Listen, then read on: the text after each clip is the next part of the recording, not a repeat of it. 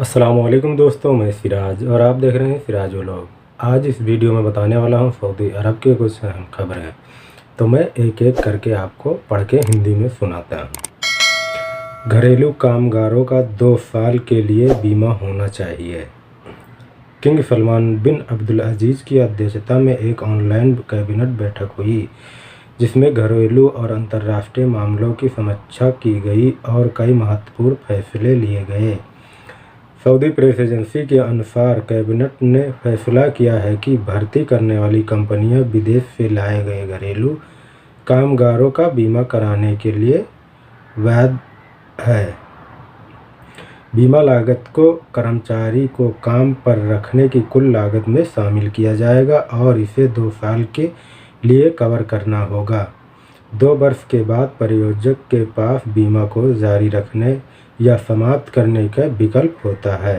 Cabinet ने यह भी निर्णय लिया है कि सभी सरकारी विभागों में अस्थायी और गैर अस्थायी कर्मचारियों के अलावा जो असंकालिका काम करते हैं, उनके कार्यकाल के परवाह किए बिना सामाजिक बीमा द्वारा कवर किया जाएगा।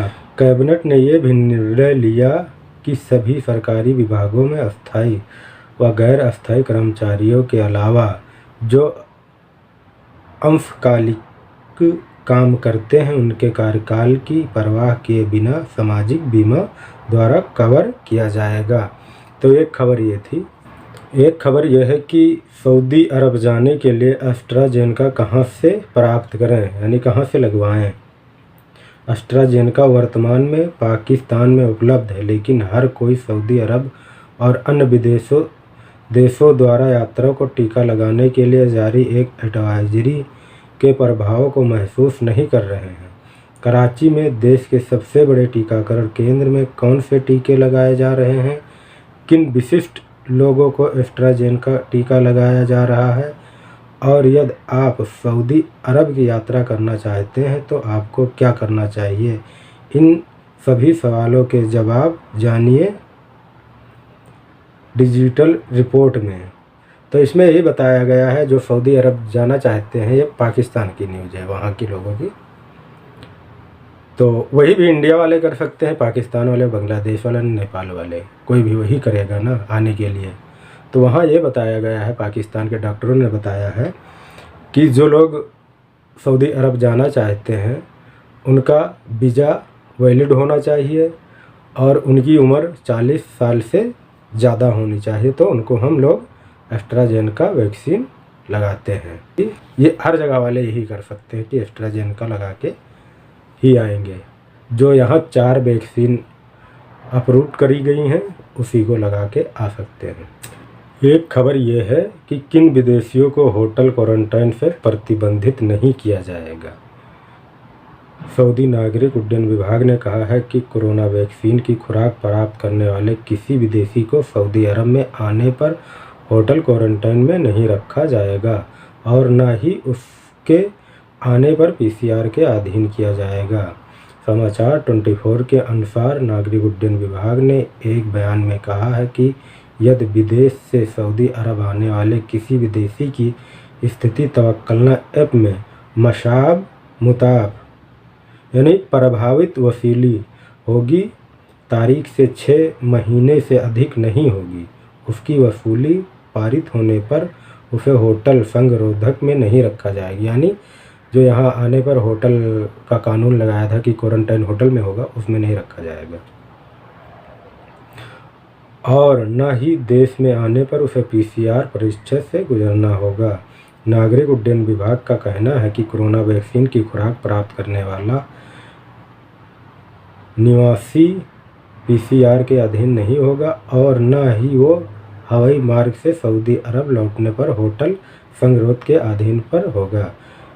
रिकॉर्ड करें कि उसे कोरोना की एक खुराक मिली हो, उसको तवक्कलना ऐप में रिकॉर्ड हो कि एक खुराक उसने ले लिया, उसका 14 दिन बीत चुका है। नागरिक उड्डयन विभाग का कहना है कि अगर छूट श्रेणी से बाहर रहने वाला कोई विदेशी कोरोना के प्रकोप से उबर चुका हो तो उसे देश में आने पर होटल क्वारंटाइन में नहीं रखा जाएगा।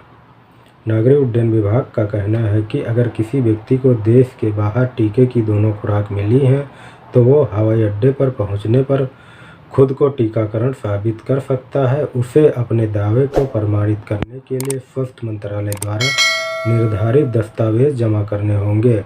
उदाहरण के तौर पर उसे एक प्रमाण पत्र देना होगा। उसे विदेश में रहते हुए सऊदी अरब में पंजीकृत टीकों में से एक प्राप्त हुआ है। ऐसा करने से उसे होटल क्वारंटाइन से छूट मिल जाएगी। ध्यान दें कि नागरिक उड्डयन विभाग के अनुसार मुहसिन एक सऊदी नागरिक या निवासी विदेश में जिसका स्थिति तवक्कलना ऐप में मुहसिन दिखाई देता हो, उसने कोरोना वैक्सीन की दोनों खुराक ली है या पहली खुराक के 14 दिन बीत चुके हों या कोरोना वायरस से ठीक हुए 6 महीना से अधिक समय हो गया हो। जहाँ तक विदेशियों और गैर निवासियों का संबंध है, टीका लगाने वाला व्यक्ति वो होता है जिसने देश में पंजीकृत किसी वैक्सीन के सभी खुराक ली हों और उसके पास उसका प्रमाण भी हो। तो एक खबर ये थी।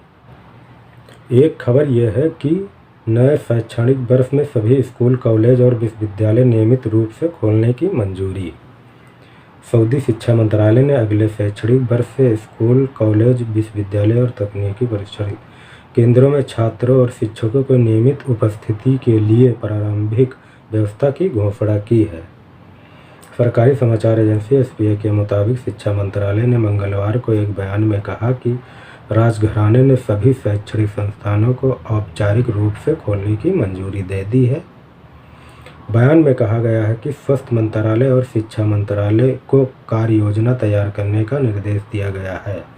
दोनों मंत्रालयों ने जनहित में नए शैक्षणिक वर्ष को लेकर फैसले किए हैं।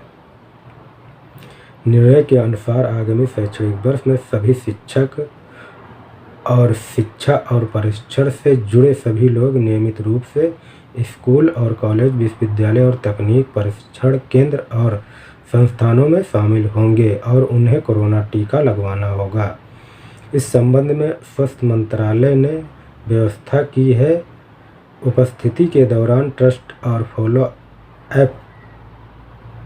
एप्स के माध्यम से टीकाकरण की स्थिति की जांच की जाएगी।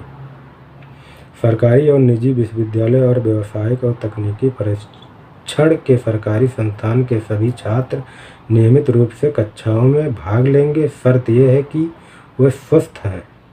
विश्वविद्यालय और उच्च व्यावसायिक और तकनीकी परीक्षण संस्थान छात्र उपस्थित प्रक्रिया जारी करेंगे। स्वास्थ्य मंत्रालय द्वारा निर्धारित कार्यक्रम के अनुसार सभी को टीका लगवाना होगा। ये काम नए स्कूली वर्ष की शुरुआत से पहले पूरा किया जाना चाहिए। विश्वविद्यालय और परीक्षण संस्थान जल्द ही प्रवेश प्रक्रिया के संबंध में आवश्यक निर्णय की घोषणा करेंगे। सरकारी और निजी स्कूल के छात्रों को कक्षाओं में उपस्थित जारी की जाएगी। इस संबंध में आयु के आधार पर वर्गीकरण किया जाएगा। स्कूल में वापसी कार्यक्रम को लेकर शिक्षा मंत्रालय स्वास्थ्य मंत्रालय के साथ सम्मान करेगा। स्कूल में छात्रों की संख्या और दूरस्थ स्थानों की स्कूल की असाधारण स्थितियों को ध्यान में रखा जाएगा। तो एक खबर ये थी। जो चीज़ नहीं समझ में आया हो कमेंट में पूछ सकते हैं, अगर वीडियो किसी के पास पहुंचती है तो। वैसे मेरी वीडियो तो अभी पहुंच नहीं रही है किसी के पास। जब पहुंचेगी तो आप लोग कमेंट में पूछ सकते हैं हिंदी में इसका मतलब क्या होता है। आखिरी में कोरोना वायरस के हवाले से आज सऊदी अरब में टोटल केस जो आए हैं वो है 1320। 873 लोग इसमें से ठीक हुए हैं और 17 लोगों की मौत हो गई है।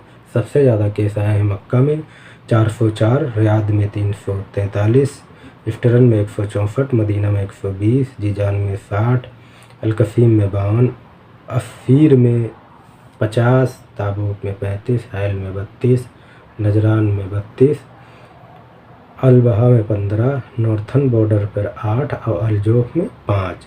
जो टोटल केस हो गए हैं सऊदी अरब के वो हो गए हैं 4,44,780। जो टोटल उसमें से ठीक हुए हैं वो है 4,27,462 और जो टोटल मौत हो गई हैं वो है 7,295।